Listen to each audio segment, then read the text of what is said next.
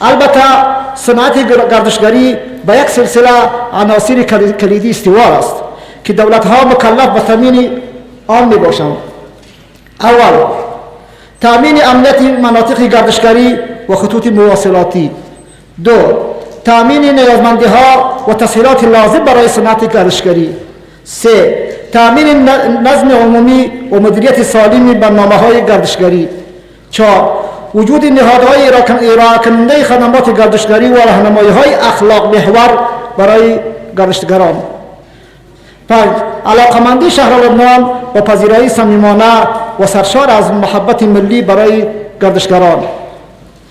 هزار انجمن طوری که شاهد هستیم و یافته‌های گزارش‌های جهانی نیز نشان می‌دهد که امارت اسلامی در مدیریت وضعیت اقتصادی کشور علیرغم محدودیت‌های بی‌رحمانه‌ای که وجود دارد و پیشرفت‌های قابل توجهی دست یافته. از ثبات قیام و حفظ ارزش افغانی تا تطبیق پروژه‌های ملی و افزایش عواید مصداق رهبری سالم و تعهد مسئولان نسبت به منافع مردم و توسعه اقتصادی کشور است.